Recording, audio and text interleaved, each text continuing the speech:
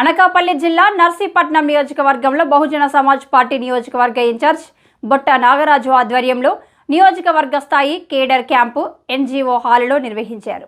ఈ కార్యక్రమానికి ముఖ్య అతిథిగా పార్టీ రాష్ట్ర అధ్యక్షుడు బి పరంజ్యోతి పాల్గొని కార్యకర్తలకు పార్టీ గురించి వివరించి దిశానిర్దేశం చేశారు.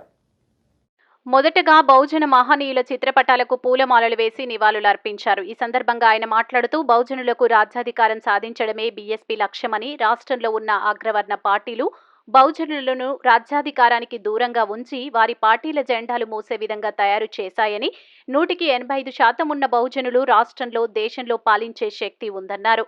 బహుజనుల బతుకులు మారాలంటే రాజ్యాధికారమే ఒకటే మార్గమని, దానికి అందరూ కష్టపడి పనిచేయాలని పిలుపునిచ్చారు. రాబోయే ఎన్నికల్లో బీసీలకు 100 సీట్లు బీఎస్పీ పార్టీ ఇస్తుందని ఆయన స్పష్టం చేశారు. ఈ కార్యక్రమంలో పార్టీ రాష్ట్ర నాయకులు ప్రకాష్ రావు, నియోజకవర్గ కన్వీనర్ గంగాధర్, ప్రధాన కార్యదర్శి సంజీవ్ వాడపల్లి, అధ్యక్షుడు ఎన్ చిరంజీవి, సీనియర్ బహుజన నాయకులు గోలుగొండ మాజీ జెడ్పీటీసీ చిట్ల చలపతి, సీనియర్ అంబేద్కరిస్ట్ కొండ్రు అప్పారావు, మాస్టారు, రెల్లి సంఘం నాయకులు పాపారావు, బీఎస్పీ నాయకులు సూరిబాబు, మహేష్ తదితరులు పాల్గొన్నారు. 4 వైపుల నుంచి అన్ని రాష్ట్రాల్లో గ్రామాల 40,000 కిలోమీటర్లు ఆయన సైకిల్ దొక్కి ఈ పార్టీని 12 సంవత్సరాల్లో జాతీయ పార్టీగా తీసుకొచ్చినటువంటి ఆయన. ఒకసారి చూడండి, ఈయన మనం గుర్తుపెట్టుకోవాలి. ఈయన ఏం చెప్తూ ఉంటాడంటే, ఆయన చెప్పినటువంటి ప్రజలకు అర్థమయ్యేటువంటి విషయం చాలా స్పష్టంగా ఆయన కొన్ని విషయాలు చెప్తాడు. ఎట్లా అంటే, ఇదిగో ఇది పెన్ను, ఈ పెన్నుని ఇట్లా నిలబెడితే ఇది బహుజన సమాజం ఎస్సీ ఎస్టీ బీసీ మైనారిటీల యొక్క సమాజం ఇలా ఉంది, పెన్నులాగా ఉంది. ఈ పెన్నులాగా ఉంటే ఈ పెన్నులో ఉన్నటువంటి పై భాగంలో ఎవరున్నారు, కింద భాగంలో ఉన్నారు. భారతదేశంలో ఉన్నటువంటి కుల వ్యవస్థలో ఎక్కువ కులాల వాళ్ళు, తక్కువ కులాలైనటువంటి వాళ్ళు అంతరంగం ఉందా లేదా? ఉన్నది. బ్రాహ్మణులు నేను అత్యధికంగా మేము గొప్పవాళ్ళు అంటారు, ఆ తర్వాత క్షత్రియులు మేము గొప్పవాళ్ళు అంటారు, ఆ తర్వాత క్షత్రియుల తర్వాత వైశ్యులు మేము గొప్పవాళ్ళు అంటారు, ఆ తర్వాత వచ్చినటువంటి వాళ్ళు ఎవరు? శూద్ర వర్ణం, శూద్రులు. అయితే ఈ శూద్రులు ఎవరు మనం కూడా తెలుసుకోవాలి. ఈ సూత్రులు ఇప్పుడున్నటువంటి మనం సూత్రులు ఎవరైనటువంటి విషయం తెలుసుకోబోయే ముందు కాన్శ్యామ్ గారు దీన్ని ఏ విధంగా చెప్పేటటువంటి విషయం మనం అర్థం చేసుకోవాలి. ఆయన ఏం చెప్తాడంటే, ఒక పెన్ను చూపించి ఇటువంటి సమావేశంలో బహుజన సమాజ్ పార్టీ సిద్ధాంతం ఏంటంటే, ఇదిగో భారతదేశంలో ఉన్నటువంటి కుల వ్యవస్థ వల్ల భారతదేశం సమాజం ఒక నిచ్చెన మెట్ల సమాజంగా నిటారుగా ఉంది. ఒక చరిత్ర సృష్టించడానికి మనం సిద్ధపడ్డాం. ఏ చరిత్ర సృష్టించడానికి మనం సిద్ధపడ్డామో మీరంతా కూడా ఒకసారి గుర్తుపెట్టుకోండి. అదేంటంటే, రాబోయే ఎన్నికల్లో ఇక్కడ మనం బహుజన సమాజ్ పార్టీ ద్వారా ఒక ఎమ్మెల్యేగా గెలవాలనేటువంటి ఉద్దేశంతో ఉన్నాం. అవునా కదా? ఒక ఎమ్మెల్యేగా మన ఇక్కడ బహుజన సమాజ్ పార్టీ గెలిపించుకోవాల్సిన అవసరం లేకపోతే మనం ఇక్కడికి రావాల్సిన అవసరం లేదు. బహుజన సమాజ్ పార్టీ అంటే ఒక రాజకీయ పార్టీ, భారతదేశంలో ఉన్నటువంటి 3వ అతిపెద్ద రాజకీయ పార్టీ. 3వ అతిపెద్ద రాజకీయ పార్టీ అంటే ప్రధానంగా ఇప్పుడున్నటువంటి సెంట్రల్ గవర్నమెంట్లో, కేంద్ర ప్రభుత్వంలో ఉన్నటువంటి ప్రభుత్వం ఏదైతే ఉన్నదో ఆ ప్రభుత్వాన్ని నడుపుతున్నటువంటి party BJP party, Bharatiya Janata party. ఆ తర్వాత సెంట్రల్లో ప్రతిపక్షంలో ఉన్నటువంటి పార్టీ కాంగ్రెస్ పార్టీ. ఆ తర్వాత భారతదేశంలో 3వ పెద్ద పార్టీ బహుజన సమాజ్ పార్టీ మాత్రమైనటువంటి విషయాన్ని మీరు గుర్తుపెట్టుకోండి. అయితే 3 ప్రధానమైనటువంటి ఈ పార్టీల్లో ఏ పార్టీ యొక్క సిద్ధాంతం ఏంటి, ఏ పార్టీ యొక్క పని విధానం ఏంటి, ఈ పార్టీలు ఎందుకు పుట్టిని, బహుజన సమాజ్ పార్టీ అనేటువంటి పార్టీ యొక్క లక్ష్యం ఏంటి, దాని ప్రణాళిక ఏంటి, అది దేనికోసం ఏర్పాటు చేసుకున్నటువంటి విషయాన్ని మనం తెలుసుకోవాలి. ఎందుకంటే మన ముందు చాలా పార్టీలు ఉంటాయి. మనకి మేలు చేసేవాళ్ళ వైపు ఉంటామా, కీడు చేసేవాళ్ళ వైపు ఉంటామా? 2 ప్రశ్నలు మీకు వేస్తే మీరేం చెప్తారు? మేలు చేసేవాళ్ళ వైపే ఉంటారు.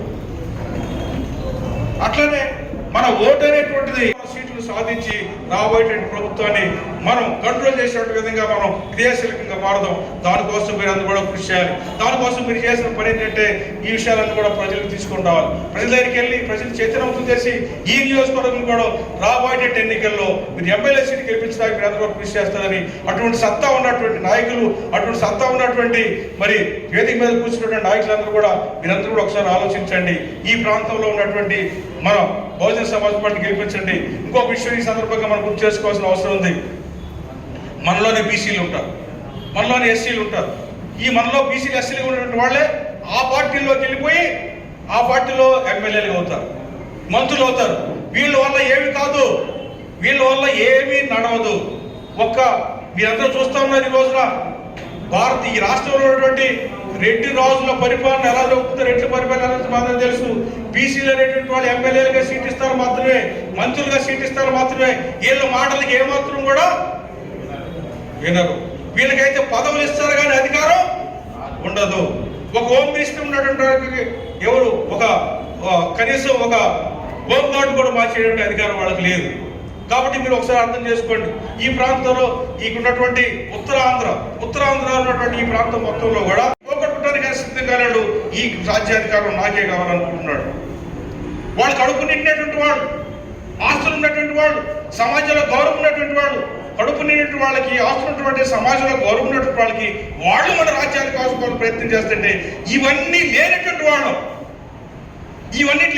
వాళ్ళం మనం రాజ్యాధికారాన్ని సంపాదించి వీటన్నింటినీ ఎందుకు సమకూర్చుకోవద్దు అనేటువంటి ఆలోచన మనలో లేకపోవడమే మన దరిద్రం. అవునా కాదు? ఎవడ తిరగాలి రోడ్ల మీద, ఎవడు ఆరాటపడాలి రాజ్యాధికారం కోసం? మనకు అవసరం రాజ్యాధికారం ఉంటే నా బిడ్డలకి ఉద్యోగాలు వస్తాయి. రాజ్యాధికారం ఉంటే భూమి లేని నా పేద బహుజనుడికి భూమి వస్తుంది. సరైనటువంటి విద్య లేనటువంటి నా పిల్లలకి నేను చక్కగా రెసిడెన్షియల్ స్కూల్లో పెట్టి ఉద్యోగాలను విద్య నేర్పిస్తా. నిరంతరం జబ్బులతో బాధపడుతున్నటువంటి నా బహుజనులకి మంచి వైద్యాన్ని ఏర్పాటు చేస్తా. ఎవరు చేస్తాం? మనం అంటే చేస్తాం, మన పార్టీ అయితే చేస్తాం. మన కోసం మనం చేస్తున్నటువంటి ఆ ప్రభుత్వం మందై ఉండాలా. ఆ ప్రభుత్వం కోసం, ఆ రాజ్యాధికారం కోసం మనం ఎప్పుడు ఆరాటపడుతున్నామా? లోకేష్ ఆరాటపడుతున్నాడు, జగన్ ఆరాటపడతా ఉన్నాడు. కాబట్టి మనం ఆలోచించాల్సింది రాజ్యాధికారం చాలా ముఖ్యమైనటువంటి విషయం. మన జీవితాలు బాగుపడాలంటే రాజ్యాధికారం చాలా ముఖ్యమైన. అందుకని ఈ భోజన కులాలందరూ కులం పేరుతో మనం ఐక్యమై ఎస్సీ విషయం ఐక్యమై ఈ దేశాన్ని అధికారంలో పొందవలసిన విషయం బహుజన సమాజ్ పార్టీ తీసుకున్న కార్యక్రమం. అంతేకాదు ఏజెన్సీ ప్రాంతాల్లో గిరిజనులకి, అలాగనే ఎస్సీ ఎస్టీలకు సంబంధించినటువంటి మరి వాళ్ళ సమస్యల మీద దళితులు, క్రైస్తవులు, క్రిస్టియన్స్గా ఉన్నటువంటి వాళ్ళని ఎస్సీ జాబితాలో చేర్చడం, అదే క్రైస్తవ ముస్లిం మైనారిటీ రక్షణ, ఇటువంటి కార్యక్రమాలన్నీ స్థిరపై జరిగినటువంటి అత్యాచారాలు అరికట్టడం. ఉత్తరప్రదేశ్లో మన అధికారులు ఉన్నప్పుడు ఎవరైతే స్త్రీ మీద అత్యాచారాలు చేస్తున్నారో, బహుజనుల మీద అత్యాచారాలు చేస్తున్నారో ఈ రౌడీ గ్యాంగ్ని మొత్తం 150,000 మంది రౌడీలు మొత్తం కూడా జైలు వేసినటువంటి చరిత్ర ఉత్తరప్రదేశ్ జరిగింది బహుజన సమాజ్ పార్టీ అధికారంలో. బహుజన సమాజ్ పార్టీ అధికారంలో ఉన్నప్పుడు ప్రతి ఒక్కసారి కూడా మాయావతి గారు 4 సార్లు ముఖ్యమంత్రి అయినప్పుడు ఆ పీరియడ్ మొత్తం కూడా ఎవరి మీద కూడా అత్యాచారాలు కానీ, హత్యలు కానీ,